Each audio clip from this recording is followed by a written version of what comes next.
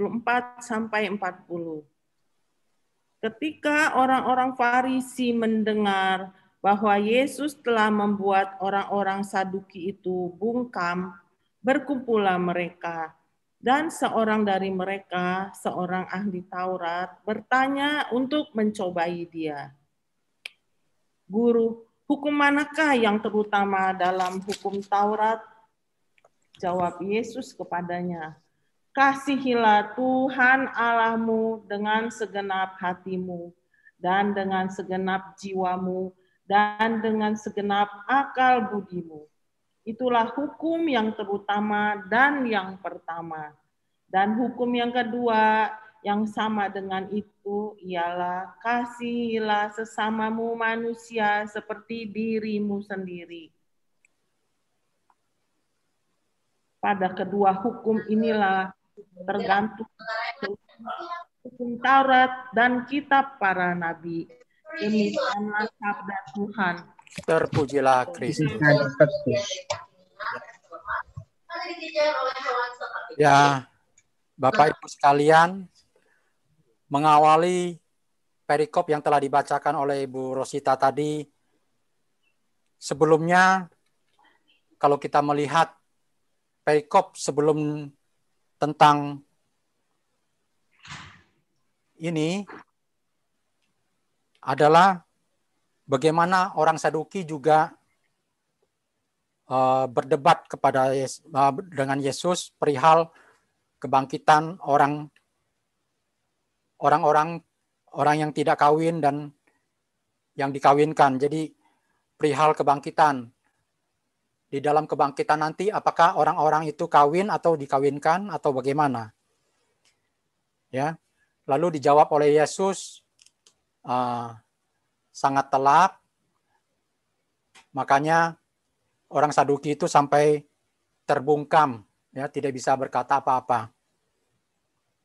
Ya, mengetahui jawaban Yesus tadi, orang-orang Farisi yang melihat, yang ada juga hadir di situ, tergerak hatinya. Ya, dia seperti mendapat angin, dapat kesempatan untuk sekali lagi mencobai Yesus. Kita tahu bagaimana orang Farisi terhadap Yesus itu. Sudah dari sejak awal, orang Farisi itu sangat berseberangan dengan Yesus. Yang mendapat kesempatan ini, seperti kalau kita lihat bacaan Injil pada minggu yang lalu juga, orang Farisi berbuat hal yang sama, yang menjebak pertanyaan-pertanyaan kepada Yesus tentang hal membayar pajak. Apa yang diharapkan oleh orang-orang Farisi atas jawaban Yesus? Pasti mereka sangat mengharapkan dari jawaban Yesus itu ada menunggu kesalahan-kesalahan Yesus dalam hal menjawab. Demikian juga pada bacaan Injil hari Minggu tanggal 25 nanti, mereka mengharapkan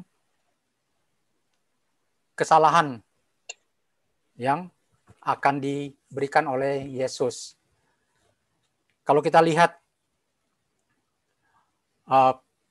pertanyaan dari orang Farisi tadi, hukum guru, hukum mana yang terutama dalam hukum Taurat? Ya, dapat kita lihat di Matius 22 ayat 36 tadi. Sebenarnya orang Farisi ini apa sungguh-sungguh tidak mengerti hukum yang terutama di dalam hukum Taurat? Padahal kan kita tahu orang Farisi itu sangat memahami sekali, sangat ngelotok lah kalau kita bilang hukum-hukum yang ada di hukum Taurat itu. Kira-kira yang diharapkan oleh orang-orang Farisi itu apa sih? Jawaban seperti apa yang diharapkan dari Yesus? Ya. Atau Kira-kira kalau pertanyaan ini dipertanyakan kepada kita, kira-kira jawaban kita apa? Hukum yang mana yang terutama di dalam hukum Taurat itu? Ya. Kalau kita lihat, Yesus begitu sangat menguasai juga hukum-hukum Taurat. Dan kita lihat jawaban-jawaban Yesus yang sudah tadi kita baca dari Injil Matius tadi. Jawaban Yesus ini bukan sesuatu yang hal yang baru.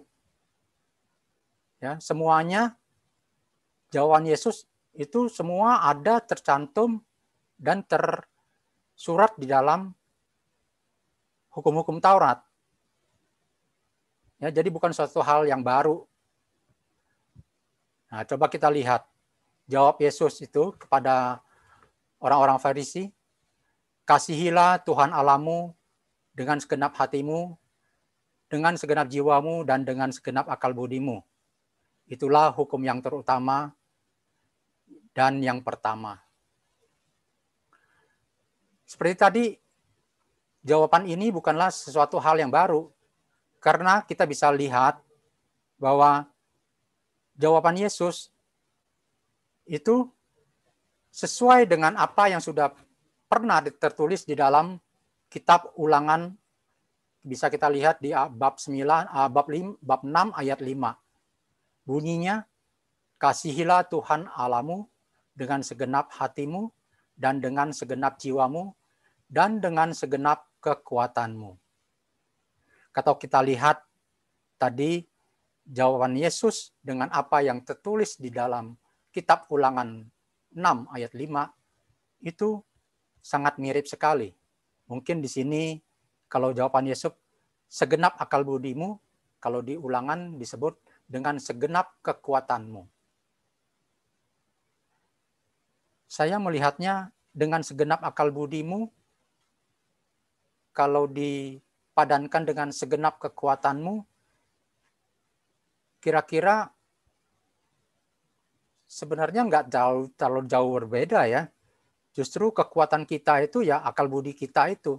Jadi kalau dibilang segenap kekuatanmu, ya mestinya pengertiannya juga tidak jauh berbeda dengan segenap akal budimu. Gitu.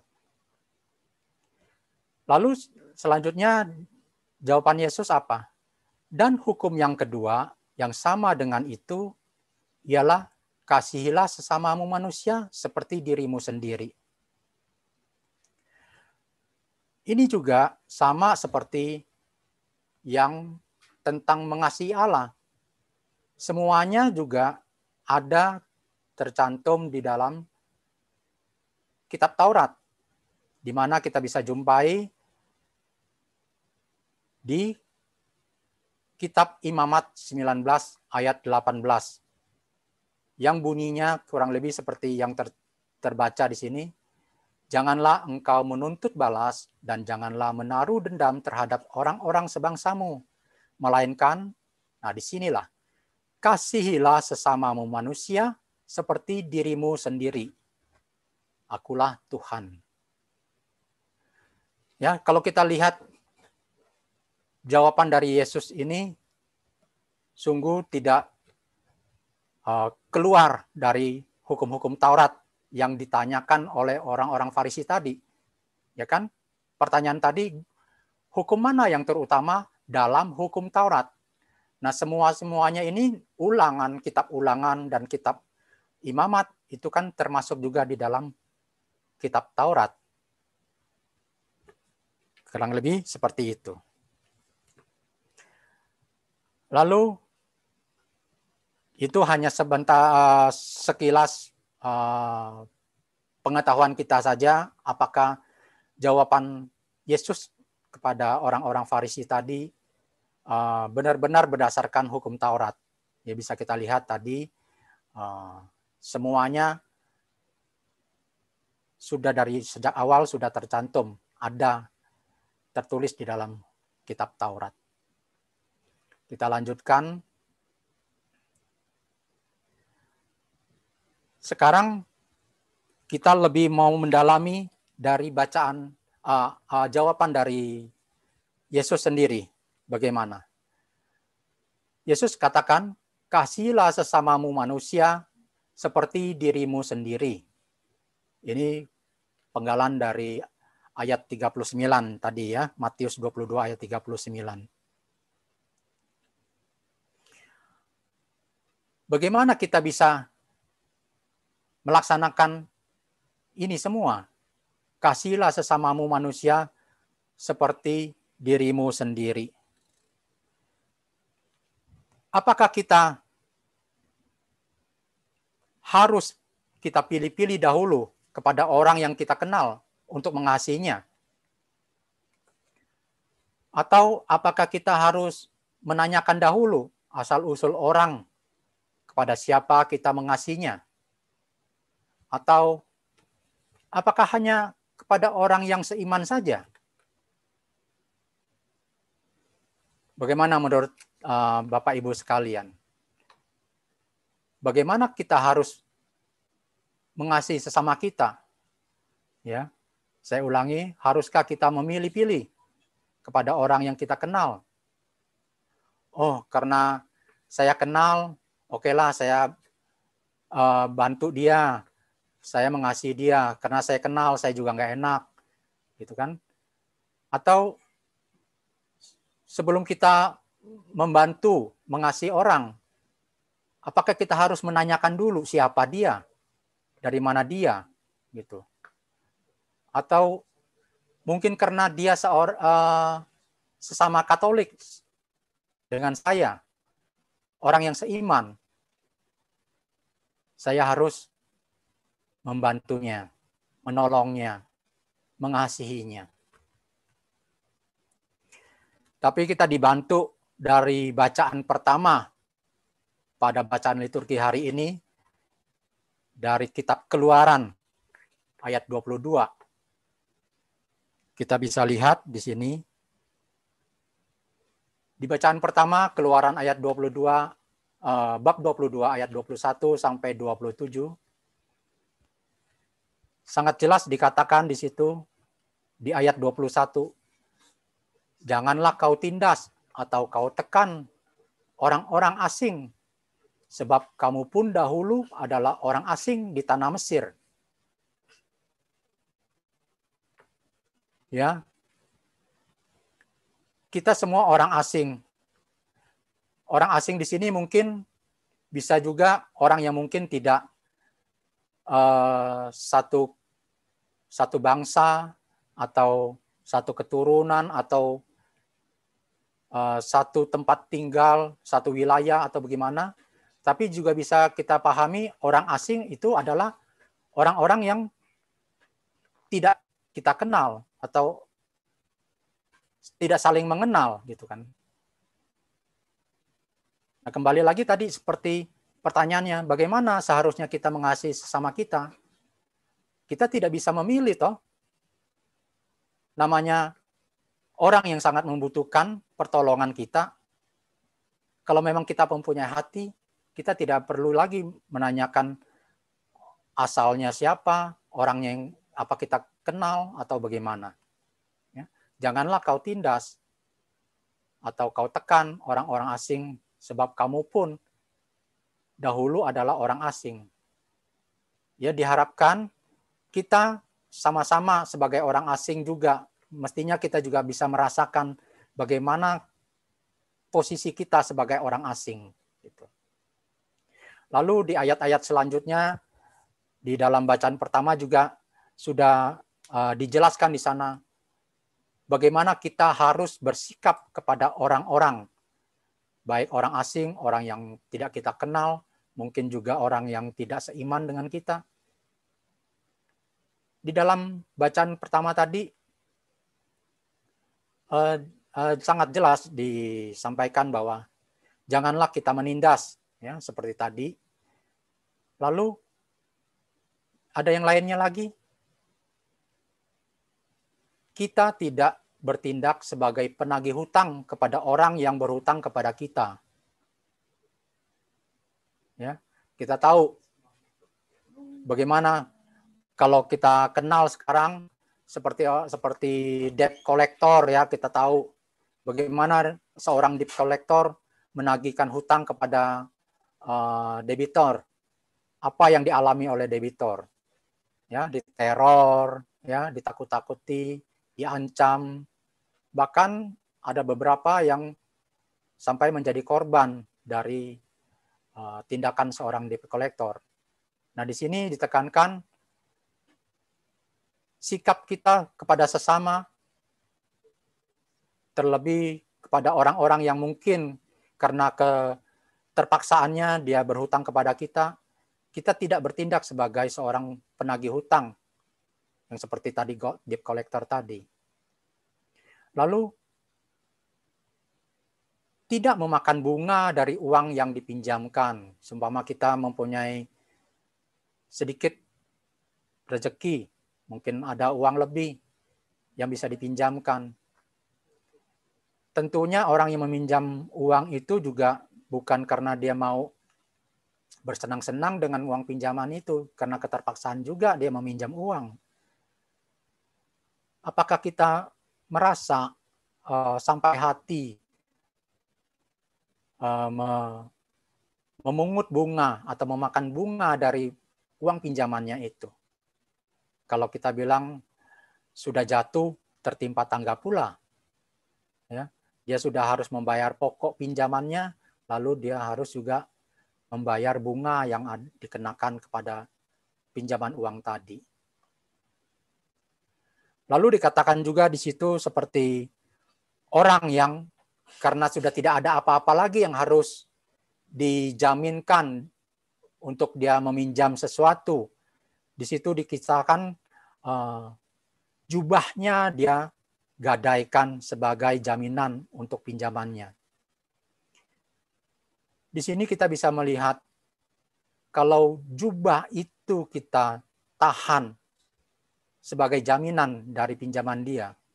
Sedangkan jubah itu satu-satunya pakaian yang bisa dia pakai, yang mungkin dan pasti dia butuhkan ketika dia tidur. Ya, di malam hari pasti cuacanya cukup dingin. Kalau tidak ada jubah, bagaimana dia bisa tidur? Jadi kita diharapkan bisa lebih memperhatikan kebutuhan esensial, kebutuhan yang sangat pokok, yang sangat dibutuhkan oleh seseorang untuk menjaga kelangsungan hidupnya. Ya, disitulah kalau kita ditanya, kasihilah sesamamu manusia seperti dirimu sendiri. Jadi kita coba berempati, merasakan kalau kita pada posisi mereka yang sangat membutuhkan pertolongan, sangat membutuhkan bantuan, bagaimana rasanya kita kalau kita diperlakukan seperti orang yang menagih hutang, ya, seperti kita kalau sudah susah malah ditindas, ditekan, lalu kita dibebankan dengan bunga-bunga yang tidak masuk akal, yang di luar dari batas-batas kewajaran, atau mungkin hak-hak kita atau kebutuhan pokok kita yang mau nggak mau itu harus ada, tetapi justru itu hilang karena sikap orang yang tidak bisa mempunyai bela rasa kepada kita sebagai orang yang membutuhkan pertolongan. Nah, kembali kita tanyakan, bagaimana Anda bisa mengatakan, aku mengasihi Allah yang tidak kelihatan, jika Anda tidak mampu mengasihi sesama manusia yang secara kasat mata kelihatan ada di sekitar kita. Ya, bagaimana kita bisa mengatakan mengasihi Allah? Kenapa bisa begitu? Saya mengutip dari Matius 25 ayat 40 yang bunyinya, dan raja itu akan menjawab mereka, aku berkata kepadamu, sesungguhnya segala sesuatu yang kamu lakukan untuk salah seorang dari saudaraku yang paling hina ini, kamu telah melakukannya untuk aku. Ya, di sini kan kita bisa lihat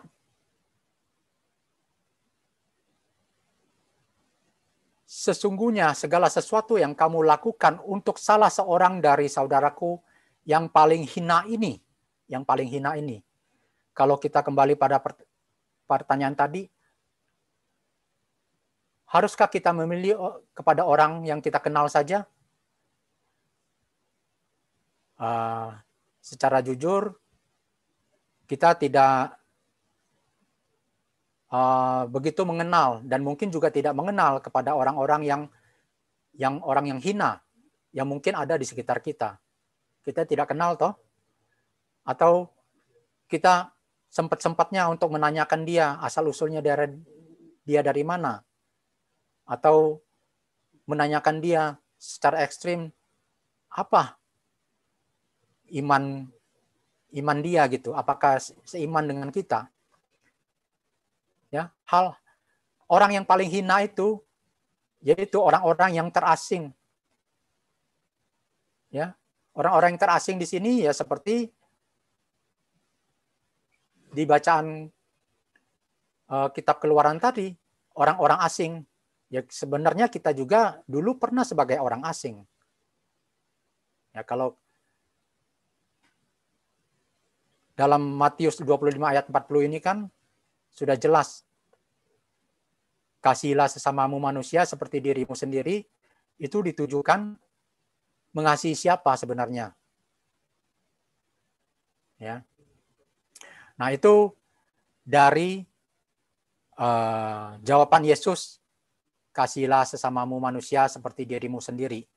Ya kita diurut dari belakang sampai ke depan ini. Sebelum kata-kata kalimat ini disampaikan oleh Yesus juga tentang kasihilah Tuhan Allahmu dengan segenap hatimu dan dengan segenap jiwamu dan dengan segenap akal budimu.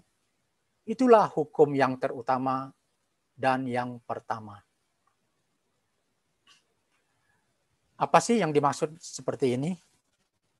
Kasihilah Tuhan Allahmu dengan segenap hatimu, dengan segenap jiwamu, dan dengan segenap akal budimu tadi.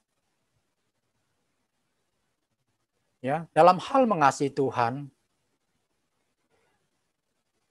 kita tidak cukup hanya bilang, saya mengasihi Tuhan, hanya dengan ucapan saja.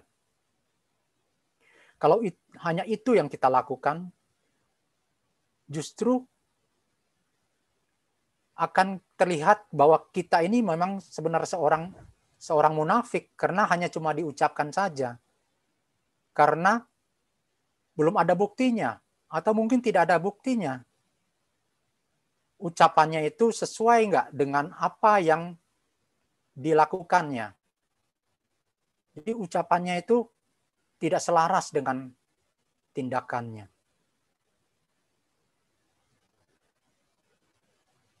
Bagaimana sepatutnya kita menyatakannya kalau aku mengasihi Allah atau aku mengasihi Tuhan? Ya seperti tadi juga kan, di Matius 25 ayat 40, jika engkau melakukan kepada saudaraku yang paling hina ini, engkau telah melakukannya untuk aku. Ya kalau kita mengasihi orang-orang yang paling hina tadi, sebenarnya kita juga secara tidak langsung kita telah melakukannya, mengasihi juga Allah. Apa yang kita lakukan itu sudah benar? Ya mungkin kita melakukan seperti yang dimaksud di Matius 25 ayat 40 tadi, mengasihi orang yang paling hina tadi, apakah kita sudah melakukan dengan benar? Ya. Benar atau salah, kita tidak bisa lihat secara langsung. Ya. Orang bisa melihatnya dari buah-buah yang dihasilkan dari apa yang sudah kita lakukan. Jadi kita tidak perlu kita berkoar-koar, oh saya mengasihi Allah, saya mengasihi Allah. tapi tidak ada buktinya. Bukti yang bisa kita lihat dari buah-buah yang telah dia lakukan. Nah, dalam hal ini kita bisa melihat bagaimana Rasul Paulus dan teman-temannya ketika berkunjung kepada jemaat di Tesalonika, ya. Kita bisa lihat bacaan kedua dari surat pertama Rasul Paulus kepada jemaat di Tesalonika menginspirasi kita bagaimana menyatakan itu semua. Maksudnya bagaimana kita menyatakan kita mengasihi Allah. Di dalam 1 Tesalonika 1 ayat 5, ini saya salin secara keseluruhan ayat 5 dan saya bold di 5C-nya untuk supaya klop dengan bacaan Injil kita. Saya bacakan secara lengkap.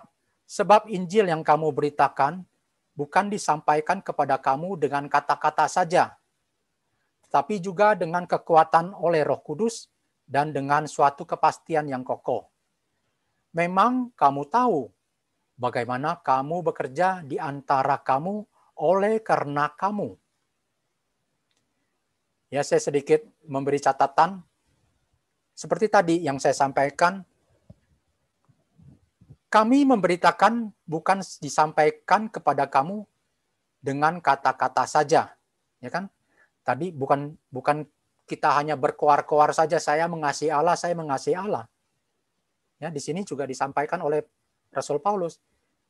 Bukan disampaikan hanya dengan kata-kata saja, tetapi juga dengan kekuatan oleh Roh Kudus dan dengan suatu kepastian yang kokoh. Ya, kekuatan Roh Kudus itu memberikan kita kemampuan untuk bertindak, melakukan sesuatu untuk orang lain. Memang kamu tahu bagaimana kami bekerja di antara kamu oleh karena kamu. Ya, kalau dalam bahasa terjemahan yang lain, mungkin saya buka di Alkitab Perjanjian Baru dalam bahasa sehari-hari, kata-kata oleh karena kamu itu bisa diartikan lain juga oleh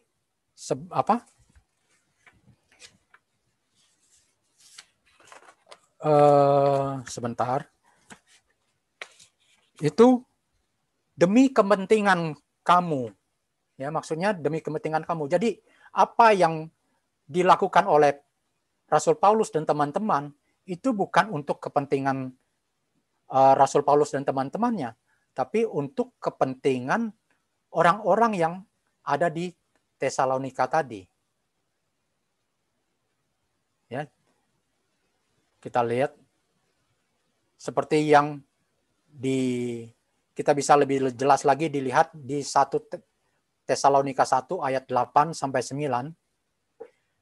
Karena dari antara kamu firman Tuhan bergema bukan hanya di Makedonia dan Akhaya saja, tetapi di semua tempat telah tersiar kabar tentang imanmu kepada Allah.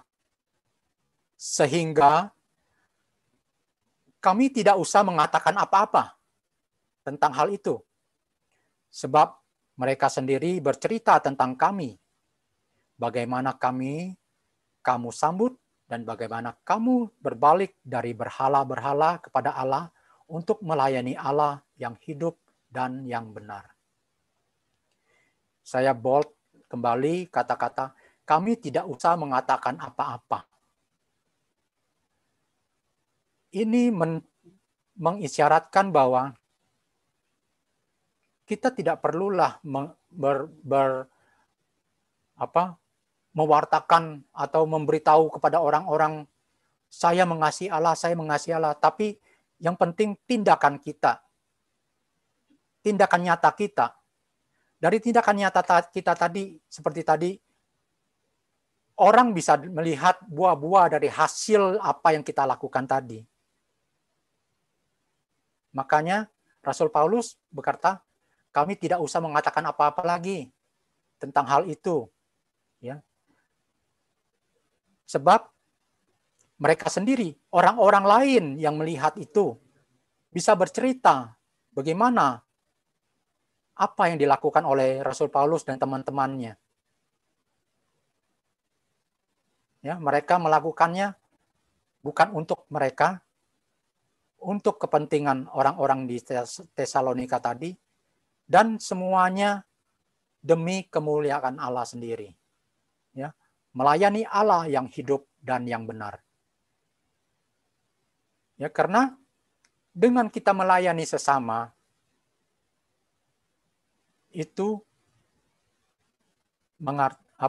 dapat diartikan sesungguhnya kita sudah melayani Allah juga. Karena kita bisa lihat orang-orang yang ada di hadapan kita semua itu adalah gambaran Allah sendiri. Ya, kita diciptakan seturut gambaran Allah. Ya, kalau kita bisa melayani orang-orang yang seturut dengan gambaran Allah, secara otomatis kita juga sudah menyatakan mengasihi Allah di situ. Oke, kita lanjut. Ya, dari paparan tadi sudah kita jelaskan, sudah saya jelaskan bagaimana kita seharusnya mengasihi sesama dan bagaimana kita bisa mengasihi Allah. Ya. Sebagai bahan refleksi kita dalam pertemuan kali ini, saya mau mengajak Bapak Ibu sekalian merefleksikannya seperti kita sudah sampaikan dari awal. Tema pertemuan kita adalah hukum yang terutama yang diambil dari Matius 22 ayat 34-40 tadi. Ini dapat kita lihat sebagai pernyataan atau pertanyaan. Ya kan? Isi dari Matius 22 ayat 34 sampai 40 tadi itu merupakan suatu pernyataan. Atau bisa juga kita mungkin bisa melihatnya sebagai suatu pertanyaan. Pertanyaan kepada kita. Hukum yang terutama itu yang mana gitu kan? Kalau dibaca dari secara keseluruhan dari ayat bab 22 ayat 34 sampai 40 tadi. Hukum yang terutama tadi apakah mengasihi Allah atau mengasihi sesama?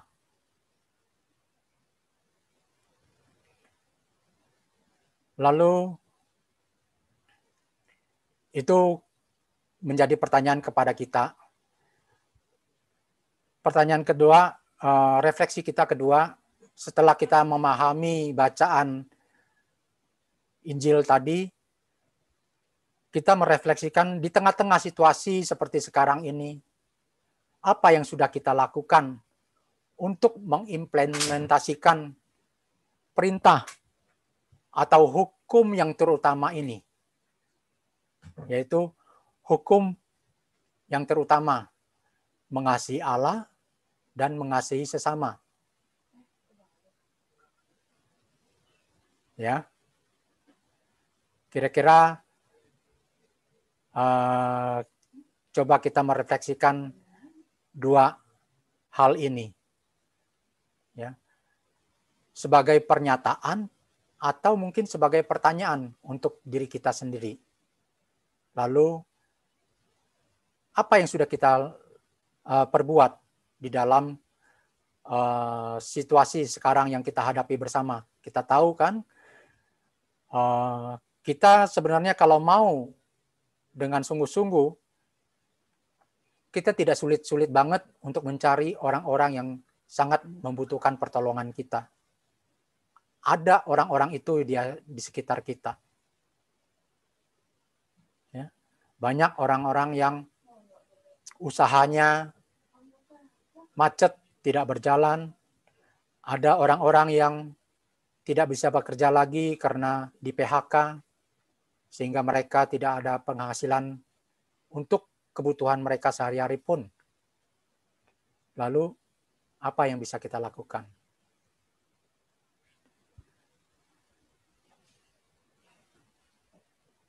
Satu hal yang mau saya ajak kepada teman-teman juga untuk merefleksikan sekali lagi di luar dari jawaban Yesus tadi. Ada hal yang menarik juga di dalam perikop ini, yaitu jawaban Yesus di akhir dari perikop ini, yaitu yang tercantum di ayat 40. Apa sih bunyinya? Pada kedua hukum inilah tergantung seluruh hukum Taurat dan kitab para nabi.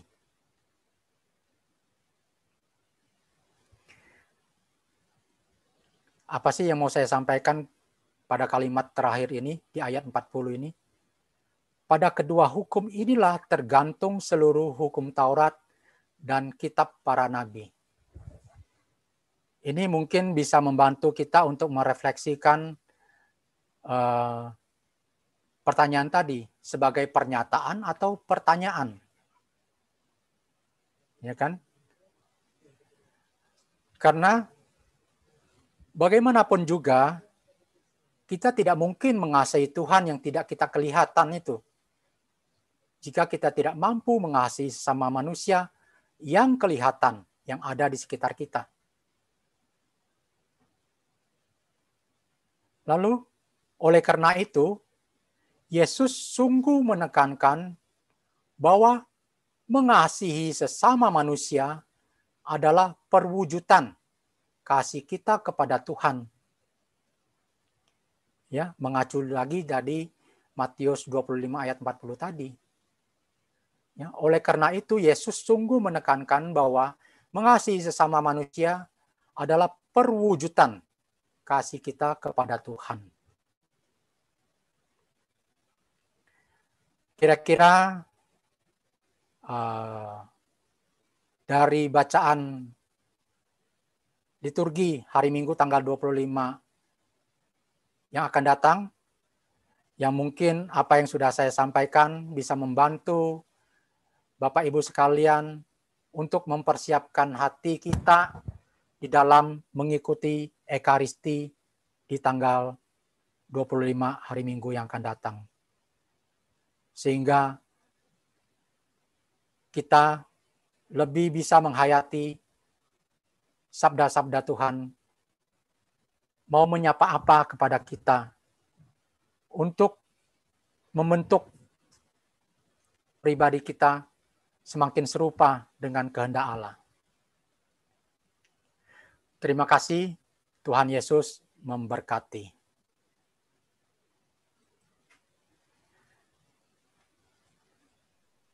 Ya, kurang lebih seperti itu, Bapak Ibu sekalian.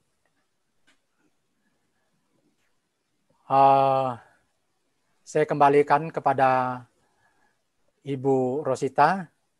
Mungkin kita bisa mengajak teman-teman, Bapak Ibu sekalian, setelah pemaparan yang sudah saya sampaikan tadi, kira-kira apa yang dirasakan atau apa yang bisa didapatkan yang mungkin bisa kita sharingkan bersama untuk memperkaya iman kita. Baik, terima kasih Pak Santoso atas pemaparannya. Ya, terima kasih. Sekarang Bapak Ibu, gimana setelah mendengarkan, gimana kita bisa berefleksi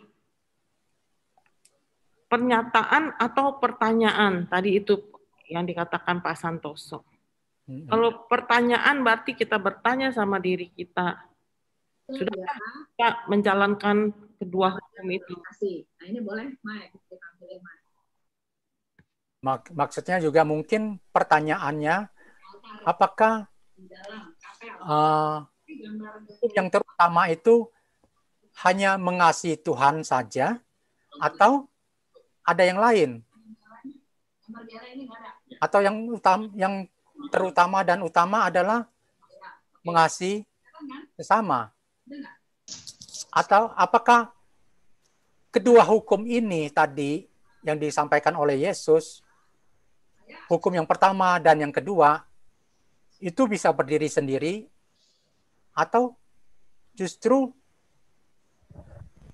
kedua hukum ini adalah satu kesatuan hukum yang tidak terpisahkan? Begitu.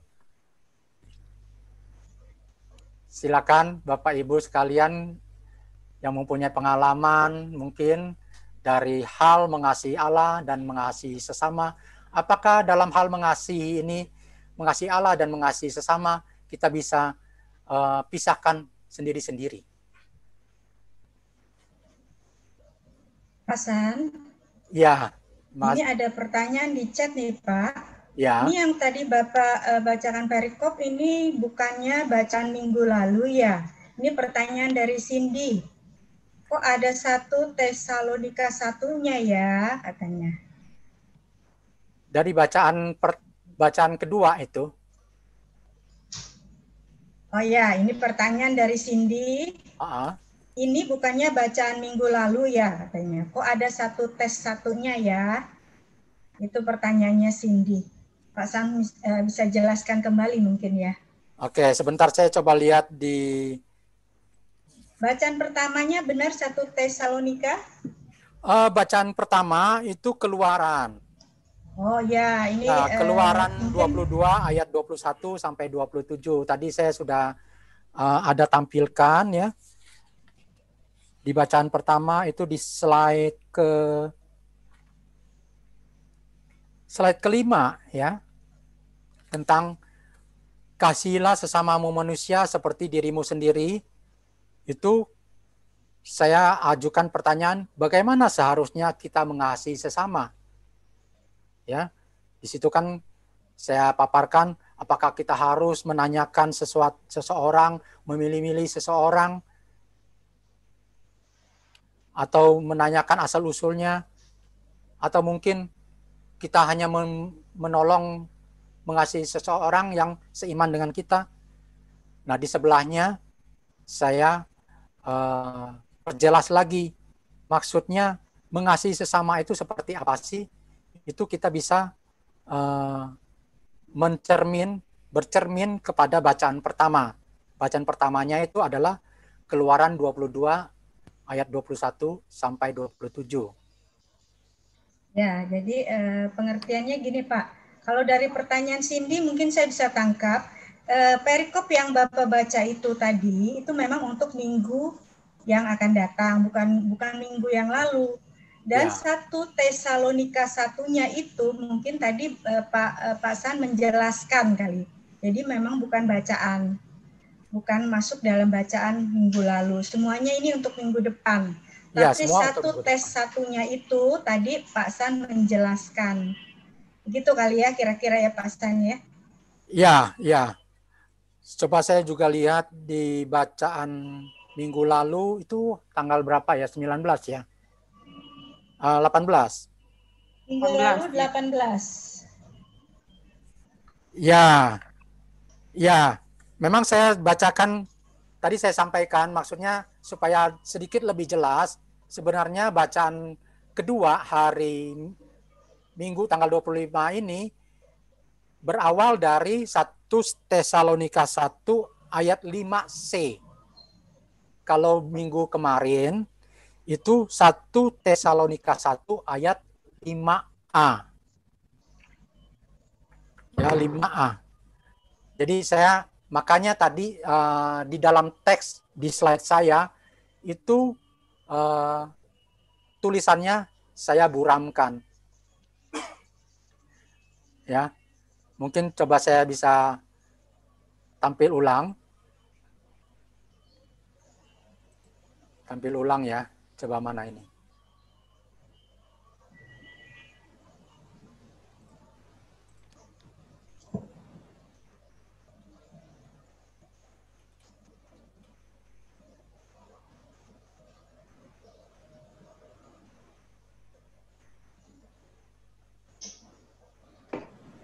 Nah, di sini ya.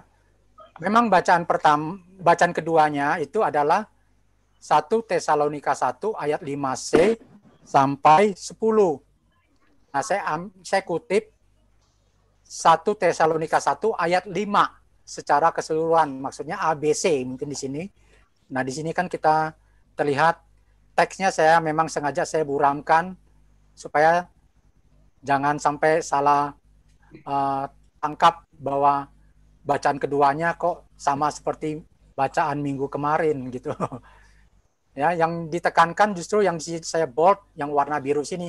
Memang kamu tahu bagaimana kamu bekerja di antara kamu oleh karena kamu. Ini yang saya tekankan di sini. Tapi maksudnya saya mau menekankan ada sedikit kata-kata yang bisa meneguhkan kita bahwa di dalam hal menyatakan saya atau kita mengasihi Allah tidak cukup hanya dengan kata-kata saja. Di sini kan terlihat sini. Makanya saya mau menunjukkan sedikit bukan disampaikan kepada kamu dengan kata-kata saja. Artinya ada tindak lanjutnya. Begitu. Kira-kira itu ya, Bu. Bu siapa? Cindy, Pak. Bu Cindy ya. Cindy, oke, dia sudah chat lagi. Oh, dia sudah ngerti katanya. Oke, ya. Ya, salah ngerti rupanya. Baik, Cindy baik. salah mengerti. Ya, apa-apa. Terus saya Terima baca kasih. juga ada tanggapan dari Pak Irwan Handoyo. Ya. Mungkin Pak Irwan bisa langsung bicara, Pak? Silakan Pak Irwan. Ya, selamat Irwan malam Pak Handoyo, Santoso. Ya, malam Pak Irwan. Ya, enggak, saya punya pendapat yang utama adalah kita mengasihi Tuhan ya. Kalau kita benar-benar mengasihi Tuhan, mestinya ya akan berbuah kita mengasihi sesama. Kira-kira pendapat itu benar nggak ya Pak Santos? Kembali lagi ini sebagai refleksi ya Pak Irwan. Sebenarnya refleksi ini kita tidak bisa bilang mana yang lebih benar atau mana yang seperti apa yang benar atau seperti apa yang salah, karena refleksi itu menyangkut juga pengalaman-pengalaman kita ya Pak Irwan. Tapi di dalam hal ini mau ditekankan seperti tadi, seperti kalau saya mau bilang sebagai konklusi bahwa bagaimanapun kita tidak mungkin mengasihi Tuhan yang tidak kita bisa lihat jika kita tidak bisa mengasihi sesama. Ya. Oleh karena itu Yesus sungguh-sungguh menekankan bahwa mengasihi sesama manusia adalah perwujudan kasih kita kepada Tuhan. Nah, seperti tadi pertanyaan kita itu pernyataan atau pertanyaan. Kembali lagi kepada refleksi kita masing-masing. Apakah kita hanya berpegang pada hal mengasihi Allah saja? Atau dengan kita mengasihi Allah, otomatis kita bisa mengasihi sesama? Maksud gitu Pak Irwan? Syukur-syukur kalau memang bisa begitu ya Pak Irwan. Boleh bisa saya tambahkan barangkali ya?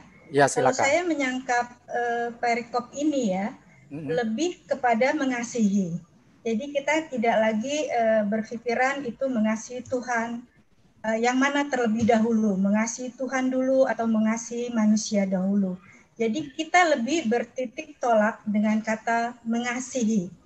Mengasihi itu menurut saya juga mengandung satu konsekuensi. Karena ini kan Yesus yang berbicara ya. Kalau sebelumnya mungkin ajaran para nabi kita sudah kenal juga. Yesus mengulang ini sebenarnya mengasihi Tuhan dan mengasihi manusia itu ajaran para nabi sebelumnya. Yang disebut juga yang mungkin kita kenal juga dengan dua jalan. Nah, Yesus menekankan di sini kalau saya melihat lebih pada kata mengasihinya. Jadi kita tidak lagi main hitung-hitungan siapa lagi yang pertama kita kasihi, apakah Tuhan dahulu, apakah manusia dahulu, atau kedua-duanya. Karena mengasihi itu satu panggilan. Kalau saya menanggapinya, saya mungkin ini satu pernyataan, buat saya juga ini satu pernyataan Tuhan, bahwa kita mengasihi itu adalah satu panggilan. Panggilan kita sebagai murid-murid Yesus. Jadi panggilan itu pasti mengandung konsekuensi. Panggilan itu mengandung resiko. Resikonya apa? Resikonya ya berkorban, merelakan waktu. Kalau umumnya kita kan nggak punya waktu gitu ya kan, nggak punya waktu, terlalu sibuk urusan-urusan yang lain, urusan cari uang, urusan usaha segala macam. Tapi begitu waktu untuk Tuhan kita bilang kita tidak ada waktu. Di samping konsekuensi, kalau kita sudah mempunyai satu konsekuensi, kita pasti sudah punya juga satu ukuran-ukuran. Kalau kita merasa terpanggil, ini konsekuensi saya dari panggilan saya, kita pasti punya ukuran-ukuran mengukur diri kita sendiri. Apakah kita layak, apakah kita pantas gitu. Dan itu menurut saya ukuran-ukuran kita itu menjadi sikap kita juga terhadap orang lain gitu. Jadi ukuran kita menilai diri kita, bagaimana sikap kita terhadap orang lain, itu juga menjadi panggilan. Bagaimana kita mengasihi Tuhan melalui orang lain. Karena Tuhan itu kan sesuatu yang tadi Pak San sudah bilang kan tidak kelihatan. Ya. Dan yang nampak kelihatan itu kan orang lain gitu, sesama kita. Ya, bagaimana kita bisa mencintai yang tidak kelihatan, tapi yang kelihatan justru kita terabaikan. Jadi disinilah yang kita lihat gitu. Yang kelihatan oleh kita itulah wujud Tuhan yang tidak kelihatan. Dan Tuhan memang sudah mengatakan dia tuh terlihat melalui orang-orang yang menderita. Orang-orang yang nampaknya membutuhkan pertolongan kita. Orang-orang yang sangat terbuang, orang-orang yang tersisihkan, dan itulah di situ Tuhan ada. Jadi kita, ya itu satu refleksi juga buat saya. Di samping itu pernyataan Tuhan, panggilan kita sebagai pengikut Yesus, sekaligus juga saya merefleksikan diri, saya bertanya kepada diri saya sendiri, apakah benar saya benar-benar mencintai Tuhan? Karena itu, mencintai Tuhan itu mengandung konsekuensi. Bukan cuma sekedar kita bilang saya mencintai Tuhan, tadi Pak San sudah bicara berkali-kali mengulang-ulang, tapi itu mengandung satu langkah gitu, satu hal-hal yang praktis yang kita bisa wujudkan dalam kehidupan kita terhadap orang lain yang kelihatan, dan itu kan ada di lingkungan kita, yaitu sesama kita. Nah, sekarang juga kita bisa melihat apa yang menjadi ciri kalau kita mengasihi Tuhan. Nah ini, begitu banyak orang mengatakan saya mengasihi Tuhan. Dia rajin berdoa, dia pergi ke gereja, rajin mengikuti misa, atau dia ikut pelayanan, bakso, segala macam. Tapi apakah itu satu ukuran? Dan itu sebenarnya kita yang merefleksikan diri sendiri, kita yang menentukan satu ukuran untuk diri kita sendiri. Ciri-cirinya memang bisa terlihat. Kalau menurut saya itu kita sendiri bisa melihat, bisa mengukur diri kita sendiri, apakah benar-benar saya ini mencintai Tuhan. Bukan cuma sekedar saya cinta Tuhan loh, saya rajin ke gereja loh, saya rutin berdoa loh, kalau perlu rosario saya nggak boleh diganti, yang jam 8 malam ya jam 8 malam terus. Nggak bisa karena ada sesuatu, saya berpindah ke yang ke jam 6 sore atau yang ke jam 7 sore, tapi saya rutin. Saya mau tetap jam 8. Nah, itu ukuran-ukuran yang semacam itu kita sendiri yang bisa mengukur. Kita nggak bisa menjadi satu patokan gitu. Kita selalu mengatakan seperti itu. Seperti begini, saya menggambarkannya seperti ini. Kalau kita mencintai orang lain pada saat mungkin Bapak Ibu bisa ingat waktu pada saat dulu jatuh cinta, bertemu dengan pasangan, suami atau istri, begitu kita mencintai orang lain, kita menganggap apa yang tadinya kurang bagus, mungkin kurang indah, rasanya kok kita melihatnya itu selalu jadi positif. jadi bagus, kita memaklumi, oh iya ini karena rasa cinta kita gitu. Kita mau berkorban buat dia, kita mau kita mau bergaul akrab, berkomunikasi akrab dengan dia, selalu membina hubungan kita semakin lama semakin dekat. Itu saya mengukurnya dari cara-cara seperti itu. Apakah saya sudah mencintai Tuhan atau kadar cinta saya sama Tuhan sebagaimana? Yaitu kembali saya mengimaninya itu sebagai satu panggilan sebagai pengikut Kristus. Kira-kira seperti itu ya Pak Hasan? Ya, baik. Terima kasih Ibu Hyani. Sungguh meneguhkan dan melengkapi apa yang sudah kita sama-sama dengarkan tadinya. Tapi menurut saya, Ya, kalau silakan. kita mencintai Tuhan, pasti mestinya nih kalau yang benar, pasti kita juga mencintai sesama. Itu yang pertanyaan Pak Irwan di situ kan Pak Irwan. Kalau kita bilang mencintai Tuhan, tapi kita berantem sama orang kiri, sama orang kanan, tangga nyinyir, itu bukan mencintai Tuhan loh menurut saya. Kalau kita udah mencintai Tuhan, kita ada kerendahan hati, kita sabar, diapakan orang pun kita bisa menerima, itu udah otomatis. Tapi kalau bilang, oh saya cinta sama Tuhan loh, seperti Yani tadi bilang, Rosario tidak pernah tidak pernah telat. Kalau telat itu nggak aci katanya. Tapi ya tugas dia lalaikan, itu juga kita boleh bertanya apakah itu kita mencintai Tuhan. Jadi satu paket, bukan dibalik. Kita kan kalau tadi firmannya kan Tuhan aja, Tuhan nggak kelihatan. Gimana kita bisa cinta Tuhan kalau kita tidak cinta sesama?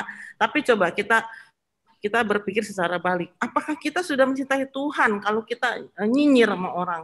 Kita menghakimi orang. Karena kalau kita sudah dalam Tuhan, kita punya kehidupan relasi sudah bagus dengan Tuhan, pasti kita bisa menerima kekurangan orang, tidak menghakimi orang.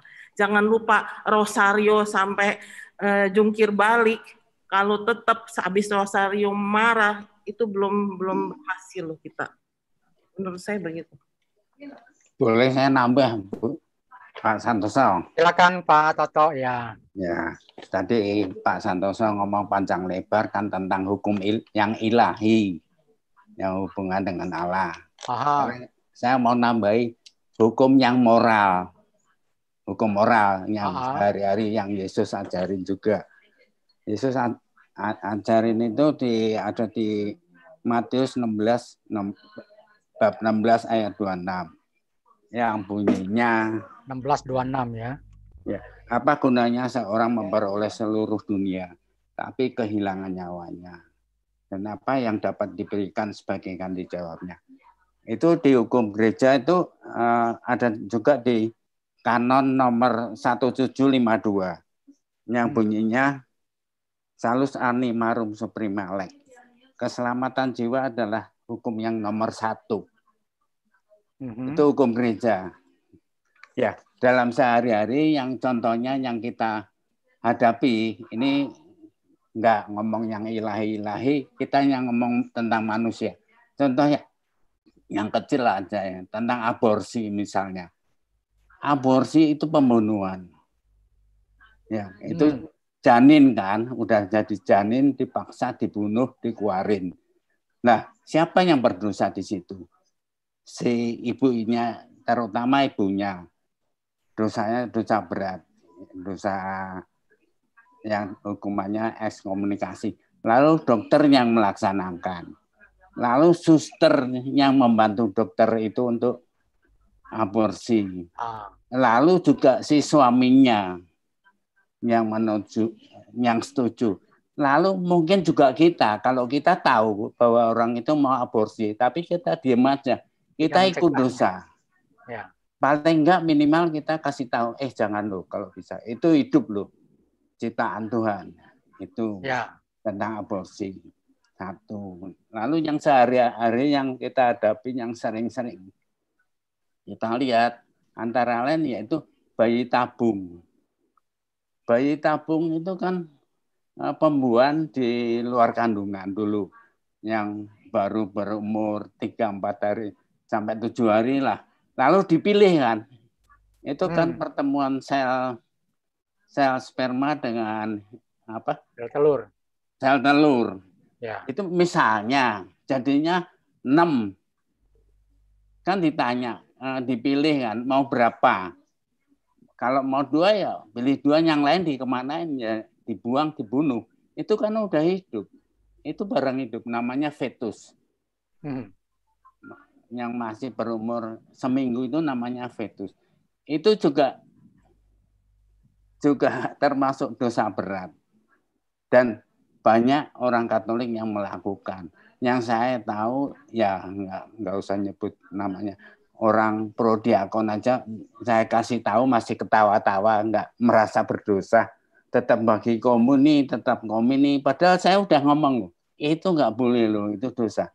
Bagi saya kan saya udah memperingatkan. Jadi saya bisa lepas dari dosa itu. Lalu contoh satu lagi yang sehari-hari ya, misalnya eutanasia. Itu kan juga pembunuhan kan.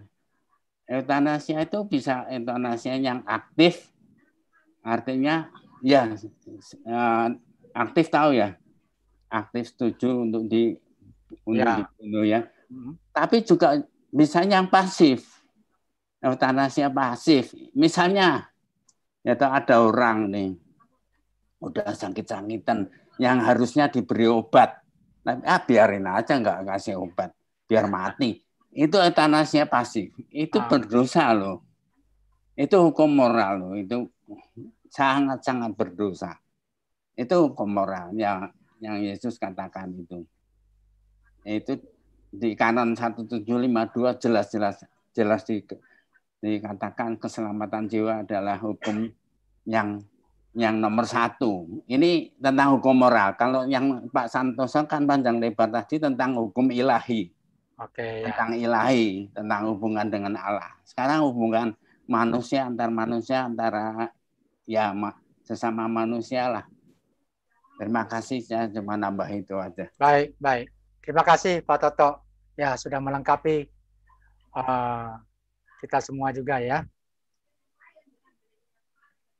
Pasan, saya ada pernyataan ini dari Cindy ya.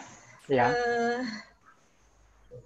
Barangkali Cindy bisa langsung buka sendiri, mic-nya bicara langsung.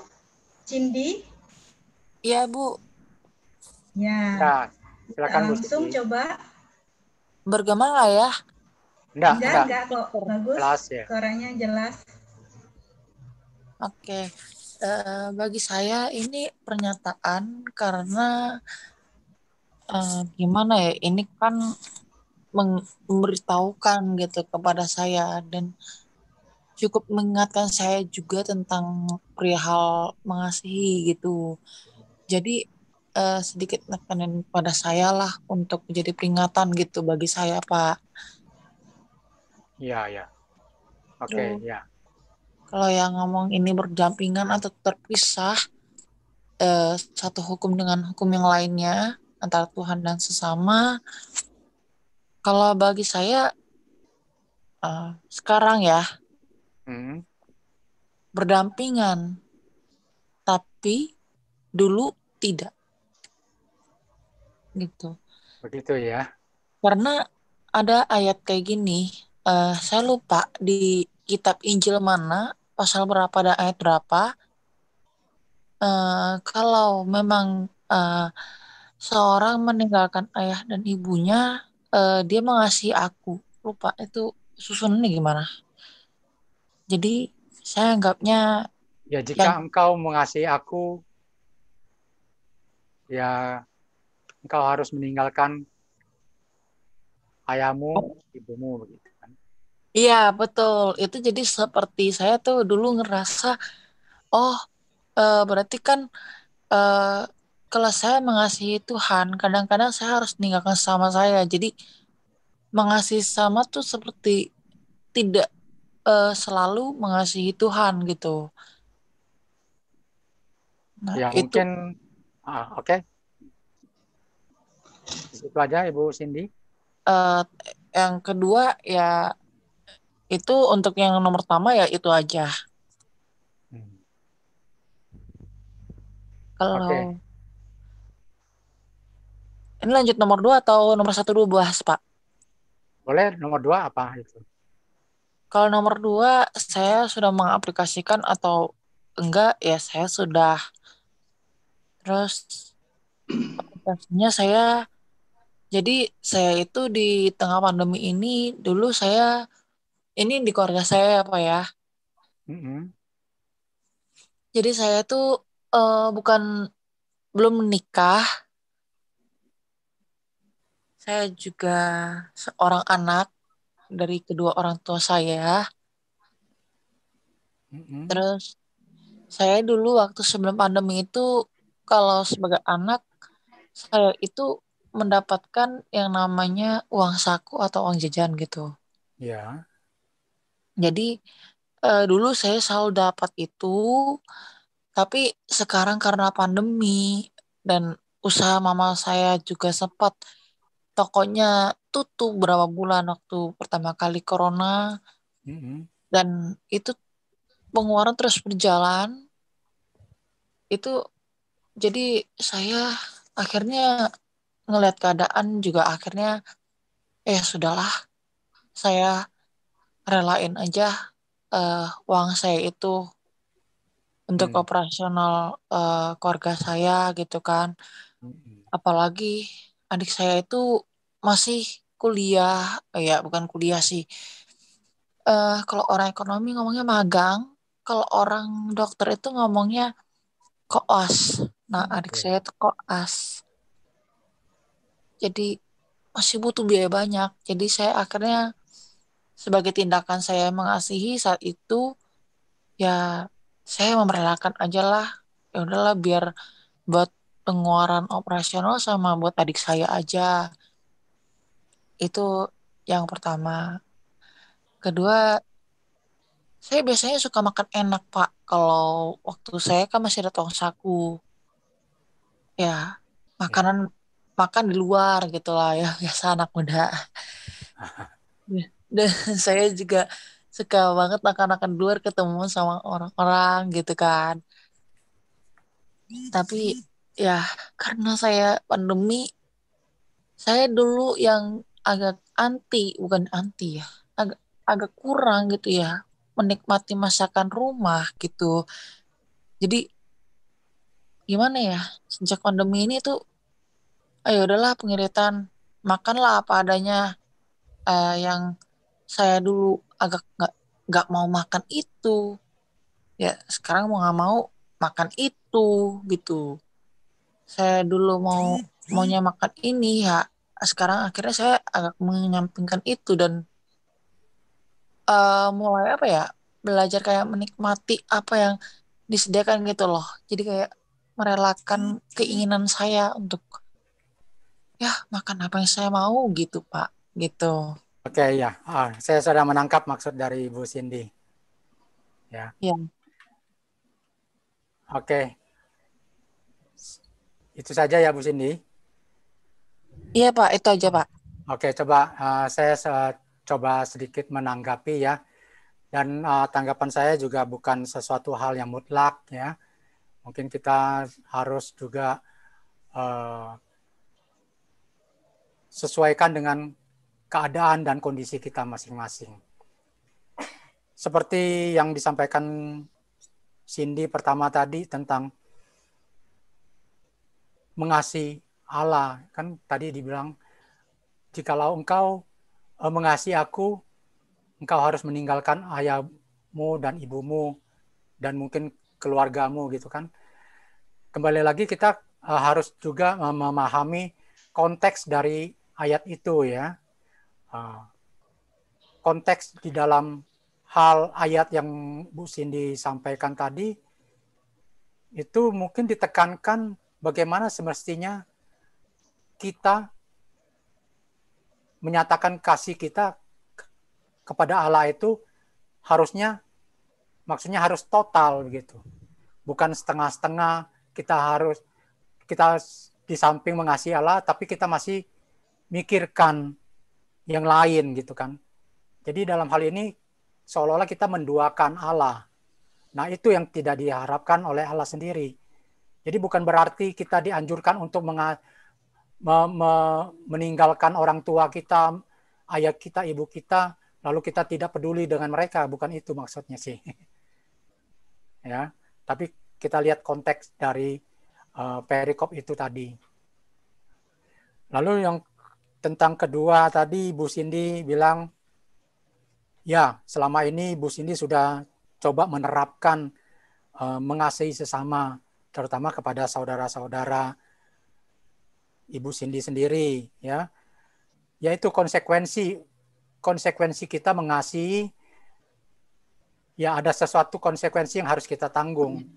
Ya seperti tadi Rasul Paulus di ayat 1 Tesalonika 1 ayat 5c tadi kan, dia melakukan itu bukan untuk dia sendiri, tapi untuk orang-orang yang ada di Tesalonika itu.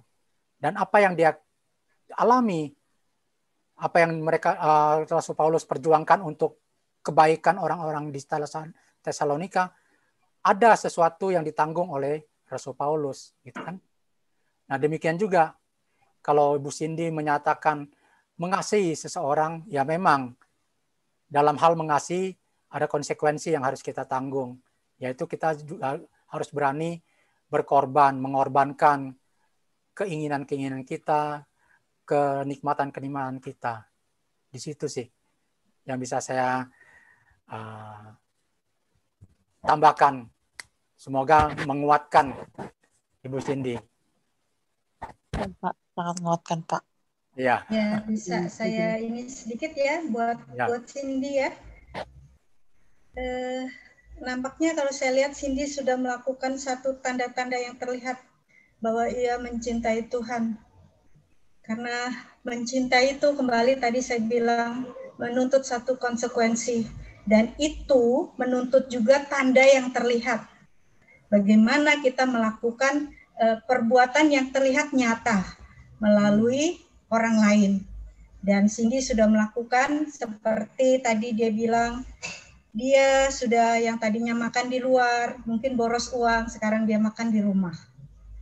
Dia yang tadinya dapat uang jajan, sekarang dia merelakan uang jajannya untuk kepentingan adiknya, biaya yang lain.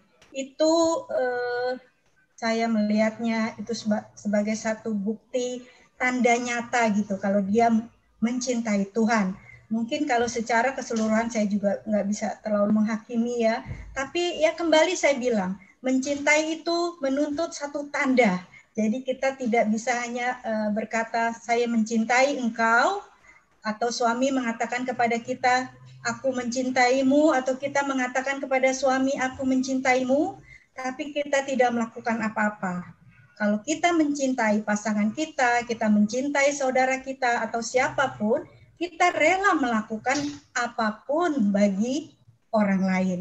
Kita rela mengurangi uang jajan kita atau mungkin kita tidak dapat uang jajan lagi. Kita rela yang tadinya makan di luar jadi makan di rumah. Itu bukti, kalau menurut saya itu bukti.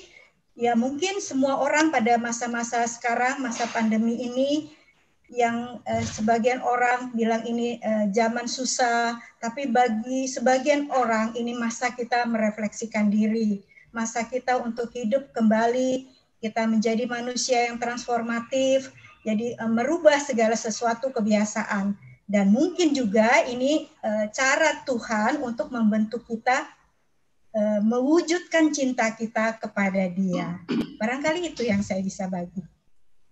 Boleh saya tambahkan, Pak San? Ya, silakan Pak Paulus. Kalau dari bacaan minggu ini, saya melihat gereja mengajak pada perbuatan kita untuk menyadari melalui bacaan Matius ini. Orang Farisi itu adalah orang yang sangat taat, amat sangat taat. Mereka menyatakan cintanya kepada Tuhan melalui ketaatannya. Ketaatan akan membina menuruti hukum-hukum Allah. Namun, seringkali orang Farisi tidak pandang bulu. Pokoknya aturan adalah aturan. Harus dilaksanakan. Dalam bacaan ini kita melihat Saduki dan Farisi itu mereka saingan. Mau ngerjain Yesus. Nah, sekarang Sadukinya keok. Kan Farisinya mau nambahin. Nah, hukum yang utama apa? Nah, 10 perintah Allah, bukan? Maksudnya memancing ke sana. Tapi dia melihat bahwa sebagai pemegang pelaksana ketaatan hukum itu sangat penting. Kalau cinta Allah, dia mesti taat. Mereka nggak peduli akan banyak hal, yang penting pokoknya taat. Orang Farisi, orang Israel, itu hingga sekarang memegang teguh aturan-aturan hukum Taurat. Seumpama hukum Sabat, di mana tidak bisa menyalakan api. Hingga saat ini, orang Israel mentaati itu. Namun, orang Israel bisa merokok. Nggak perlu nyalain api. Dia tinggal ke taman, cari orang, suruh nyalain korek apinya. Jadi mereka mengakali. Taat yang seperti itu percuma. Seperti tadi Bu Yani menyinggung kalau rosario kita harus taat. Nah, kita kadang-kadang terjebak dalam aturan-aturan yang harus utama. Mana yang utama? Keutamaannya ya. Iya. Sebagai manusia kadang-kadang kita harus utama begini. Kalau kita sudah cinta Allah, kita harus utamanya begini. Tapi yang diajarkan Yesus, yang utama itu apa? Kasih. Dalam kasih itu ada pergulatan, pergumulan. Tapi apa yang dibangun dari kasih itu adalah kesadaran. Mencintai Allah bukan karena hukum-hukumnya. Bukan karena aturannya. Aturan perlu. Namun hati. Kasih itu dari passionnya kita. Tadi Bu Yani juga mengingatkan bagaimana waktu kita lagi jatuh cinta. Konsekuensi ada. Duit nggak punya, tapi harus traktir pacarnya. Misalnya demikian. Tapi berdasarkan kesadaran. Ya sudah. Jadi kita membangun, diajak sama Yesus apa? Membangun kesadaran. Bahwa hukum-hukum itu semua akarnya adalah dari kasih. Demikian pula, kalau kita menerapkan kasih itu, kita diingatkan dalam bacaan pertama, kita jangan maksa. Ya. Jangan terus, kalau misalnya orang asing, itu orang Israel, harus nurutin hukum Israel. Harus begini, harus begitu. Harus rosario sudah jam 8. Telat dikit, nggak boleh. Kita kadang-kadang terjebak di dalam itu. Nah, dalam bacaan kedua, kita diajarkan, Paulus itu sudah dengar kabar-kabar orang Tesalonika. Dari apa? Dari perbuatannya. Orang Kristen perdana terkenal akan perbuatan kasihnya. Kemana-mana sehingga akhirnya orang mengikut Yesus dari perbuatan kasih. Tentu ada pergumulannya. Bahwa kita nanti kadang-kadang lupa, jadi berantem. Tapi kalau namanya kasih, iya salah. Nah, mengasihi Tuhan yang nggak kelihatan harus dimulai dari diri sendiri. akan kesadaran. Kita diajak sama Matius. Bukan jadi seperti orang Farisi yang memelihara. Oh, harus begini, harus begitu, harus begini. No. Tapi dari kesadaran. Aturan tetap perlu. Namun, semua itu dilandasi dengan kasih. Itulah yang saya kira kita diajak dalam bacaan minggu ini oleh gereja, bahwa kita bisa dilihat dari apanya sebagai orang Katolik. Kita tadi dengar, tadi ada Ibu Cindy ya kalau nggak salah, mengalami pergulatan dalam masa COVID ini. Namanya cinta kasih. Dia nggak memperlihatkan lagi konsekuensinya, tapi karena kasihnya terhadap adik-adiknya, ya udah saya yang ngalah. Cinta kasih memang ada konsekuensi, tapi cinta kasih berdasarkan panggilan di hati. Itu yang diajak oleh Matius melalui perkataan Yesus, bahwa landasan dari utamanya semua itu, hukum para nabi-nabi, adalah kasih, bukan pada aturan-aturan. Tadi kita juga ada dengar, ada aturan hukum ini, harus dosa, apakah ini dosa, itu hukum yang lain. Tapi hukum yang utama adalah panggilan. Kalau kita kasih terhadap misalnya pasangan, pacar, suami, istri, kita akan melakukan sesuatu perbuatan yang tanggung jawab. Karena apa? Dari kesadaran. Itu yang diajak sama Yesus. Bahwa semua hukum-hukum itu landasannya satu. Kasih itu. Jadi bacaan minggu ini mengajak kita kepada kesadaran diri sendiri, panggilan sebagai murid Yesus. Apakah kita terjebak dalam suatu aturan-aturan yang memang perlu, tapi kadang-kadang kita melupakan esensinya. Kita memaksakan, oh harus begini. Ya kadang-kadang kalau misalnya mau rosario telat-telat dikit, oke lah, gitu loh. Nggak perlu terus marah-marah, oh nggak bisa ini nanti yang di atas nggak terima doa kita. Nggak juga, gitu. Jadi kita ribut sama tetangga, kita kadang-kadang lupa, kita berantem sama tetangga. Jangan kan gitu. Kita keluar dari gereja aja kita masih ingat. Di lapangan parkir kadang-kadang kita berantem. Oh iya ya, gara-gara antrian mobil. Kita selalu dalam pergulatan. Tapi kalau kita ada cinta kasih, itu akan menyadarkan kita, mengingatkan kita kembali. Oh, mana yang penting? Sebagaimana kita mencintai orang tua, kekasih, pasangan, demikian pula kita bisa menerapkan itu kepada sesama. Sehingga itu menjadi perwujudan cinta kasih kita kepada Allah. Tambahan dari saya demikian. Terima kasih. Terima kasih Pak Paulus. Waduh. Komplit udah. Jadi bagaimana kita membangun kesadaran kita ya tentang apa itu kasih gitu kan. Ya. Terima kasih Pak Paulus. Terima kasih juga Bu Cindy. Sama-sama. Bu Yani yang udah menambahkan urus kita. Bagaimana?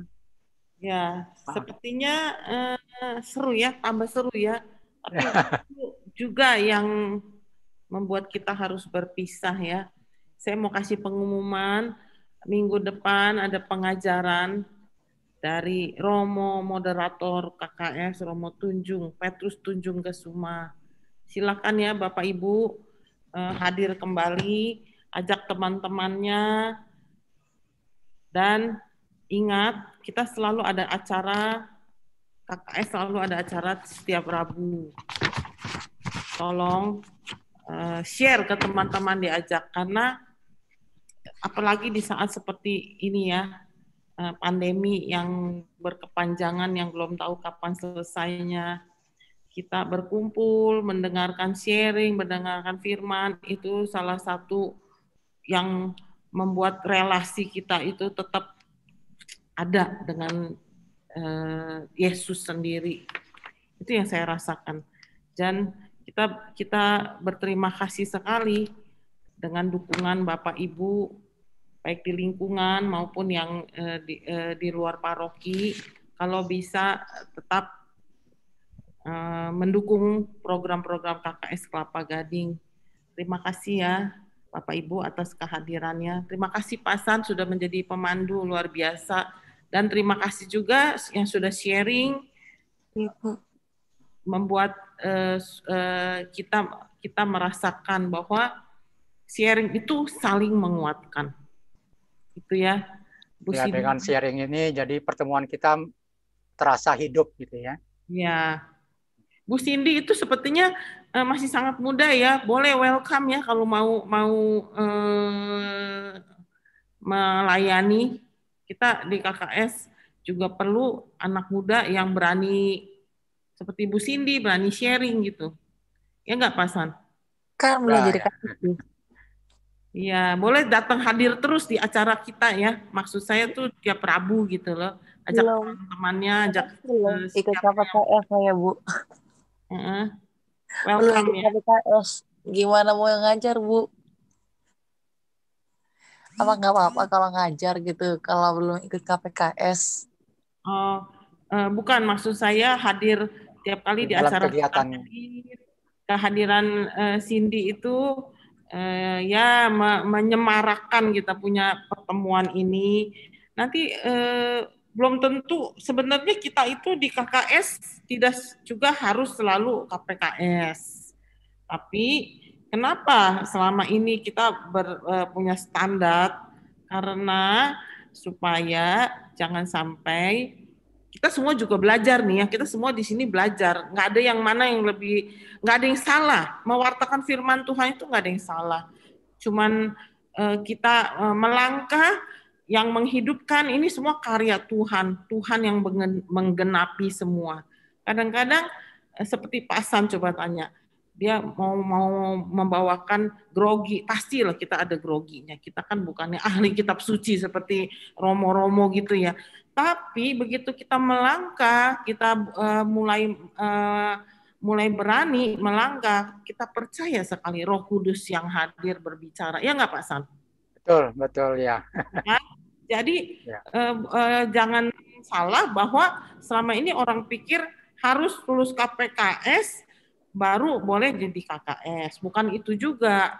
Tapi kita lebih hati-hati karena kita ada standarnya, karena nanti kita diprotes kalau orang yang nggak ada standarnya itu terus membawakannya seperti maaf ya, seperti orang seperti bukan Katolik gitu. Jadi kenapa KKS itu kan kerasulan kitab suci Katolik, kita di Katolik gitu.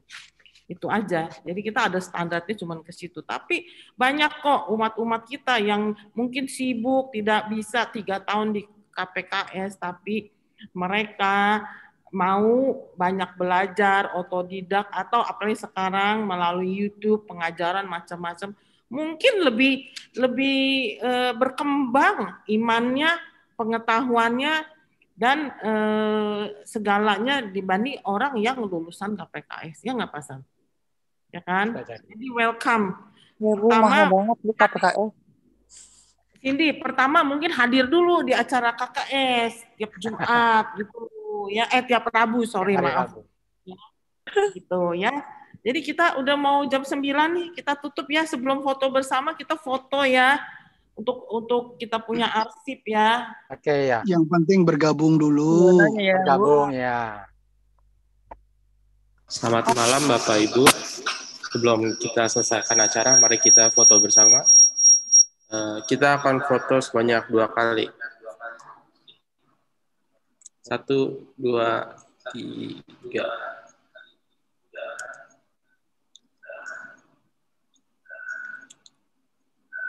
Satu, 2, 3. Kasih. Terima kasih, John. Terima kasih. Kita tutup dengan doa ya. Pasan, boleh tutup dengan doa? Ya, baik. Sebelum kita tutup dengan doa, saya juga mau mengucapkan terima kasih kepada teman-teman tim KKS yang sudah memberi dukungan kepada saya, yang mempercayakan saya membawakan acara Sumur Yakub pada malam hari ini. Terima kasih juga saya bisa ada keberanian juga membawakan ini karena juga ada dukungan dan bekal juga dari apa yang saya dapat di kelompok Amos Journey. Ya, sungguh Amos Journey ini juga sangat membantu saya di dalam memahami firman-firman Tuhan lebih baik lagi. Dan saya juga tidak lupa mengucapkan terima kasih kepada Bapak Ibu sekalian yang sudah menyediakan waktu untuk hadir di dalam pertemuan Sumur Yakub ini yang memberi saya semangat karena kehadiran Bapak Ibu. Terima kasih atas kehadirannya. Kita tunggu kehadiran Bapak Ibu sekalian di setiap hari Rabu. Nah, mari kita akhiri pertemuan kita dengan doa. Kita satukan hati dulu. Dalam nama Bapa dan Putra dan Roh Kudus. Amin. Terima kasih ya Bapa, berkat penyertaan-Mu, pertemuan kerasulan kitab suci Paroki Kelapa Gading malam hari ini boleh berjalan dengan baik. Tuhan, sapaan-Mu yang kami dalami malam ini boleh menjadikan kami seperti yang Engkau kehendaki, yang lebih memahami hukum yang terutama. Jadikanlah kami semua menjadi saluran berkat-Mu bagi setiap orang yang membutuhkan pertolongan, terlebih di masa-masa yang sulit ini. Mampukan kami semua mewujudkan iman kami dalam mengasihi Engkau dengan tindakan nyata dalam mengasihi sesama. Tuhan, sebentar kami akan mengakhiri pertemuan ini dan izinkan kami beristirahat pada tidur malam nanti, selalu dalam pemeliharaan-Mu, dan kami boleh melanjutkan aktivitas kami keesokan hari dengan semangat baru. Ini semua kami unjukkan hanya kepada-Mu, Tuhan dan pengantara kami. Amin. Tuhan beserta kita, Amin. sekarang dan selama-lamanya. Semoga kasih Tuhan selalu melindungi, memelihara, dan memberkati kita semua, dalam nama Bapa dan Putra dan Roh Kudus. Amin. Terima kasih. Sampai jumpa minggu depan.